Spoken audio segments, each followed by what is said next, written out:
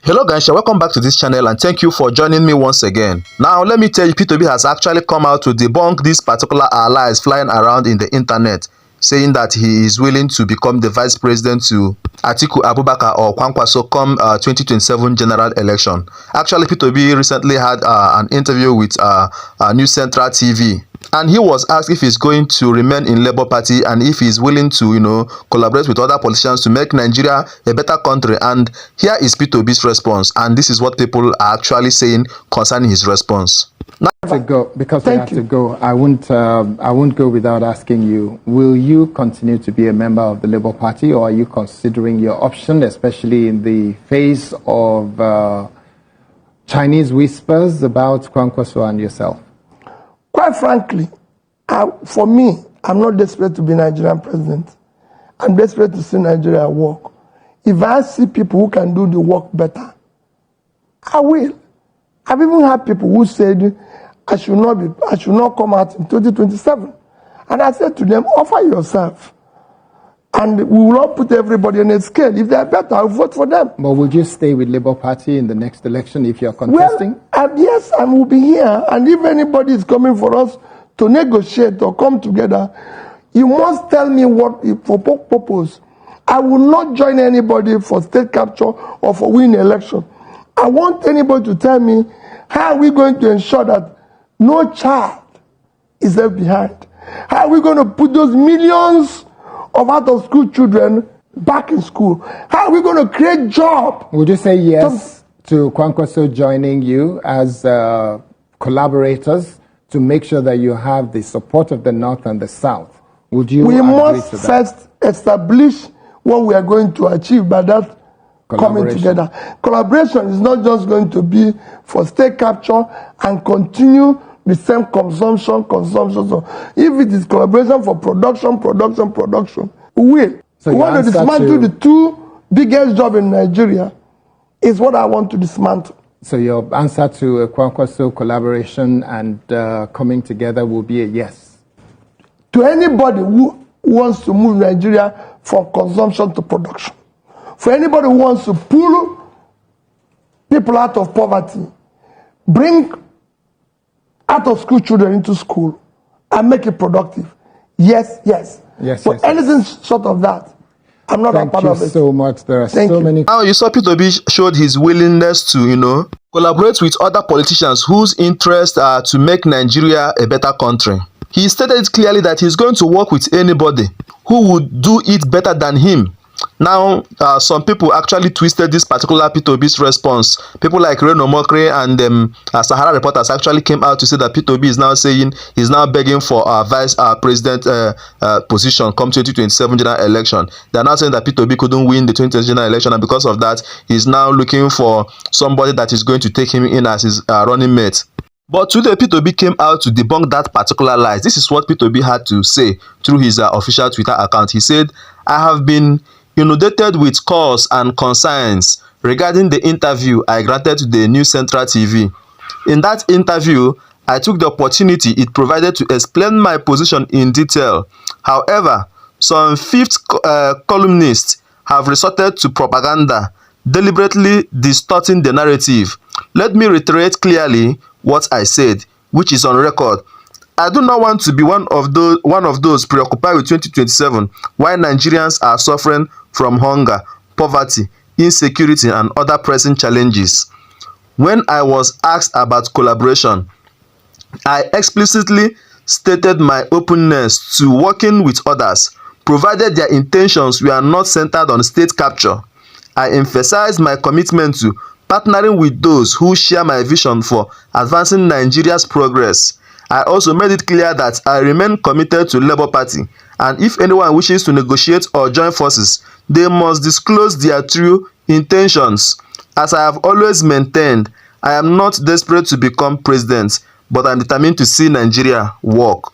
Likewise, I am not desperate for any position at all, as I believe I can make contributions as I am already doing without occupying any.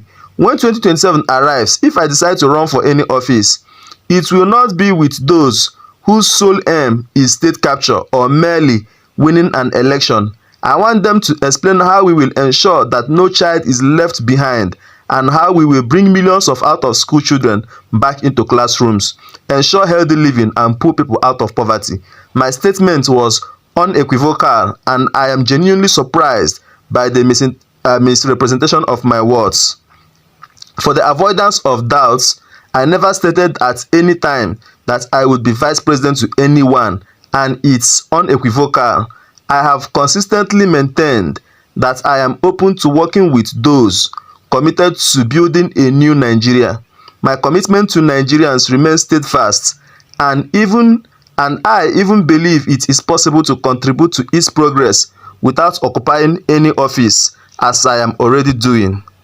Now guys, it is clear from what P2B actually tweeted. P2B never said he is ready to become a vice presidential candidate to anybody. The man has made it clear to Nigerians and other politicians that his intentions for Nigerians are genuine. His interest is to ensure that Nigeria gets better. His interest is to ensure that these out-of-school children, are taken back to the classrooms. And I can tell you, this is not what an average Nigerian politician is thinking at the moment. Now guys, moving on from that, I need you to listen to a part of Peter Obi's interview with News Central TV as he explains what he would have done differently if he was the president of Nigeria. I need to listen to that, and when we come back, we'll just wrap up the video. The removal has stirred significant public debate. What would you have done differently? Because I remember you did say that from day one, you say subsidy is gone. What would you have done differently? I didn't say from day one. I said I would remove subsidy. You remove it. Okay. I didn't say from day one, and I wouldn't have done it from day just ordinary announcement. Okay. I said, go and read my manifesto. I have to first remove the criminality associated with the subsidy, because the criminality was over 50% of the subsidy.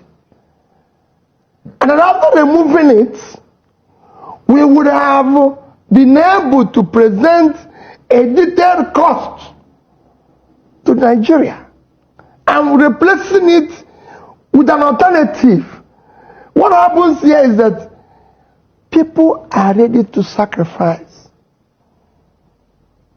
And they're sacrificing No, now. but you can't ask people to fast when you're feasting. Everybody have to fast at the same time. So you cannot be in a party enjoying yourself in picnic and everything, going around with new jets and yachts and everything at the expense of the public. That is not leadership.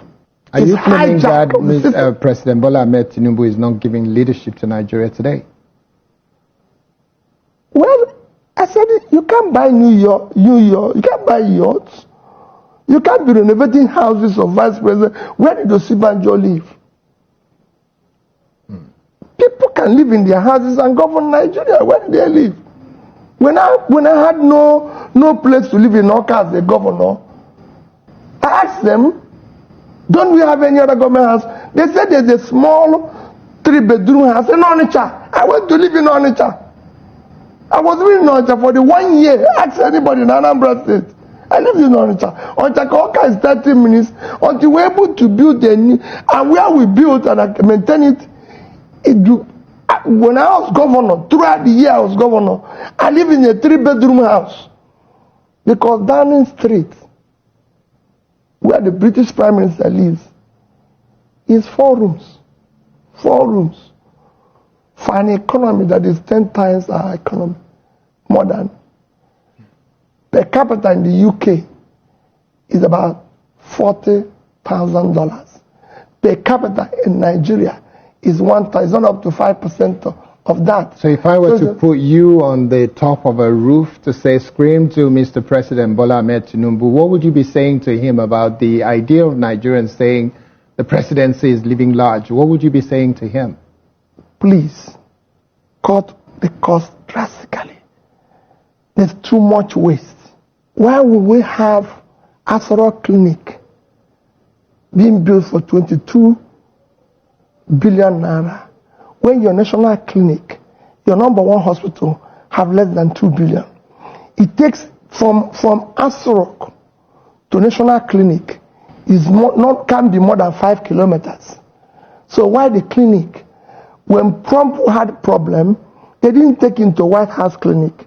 They took him to the military hospital where every other person, when Boris Johnson had COVID, they took him to hospital. Me and you can go. It's hospital.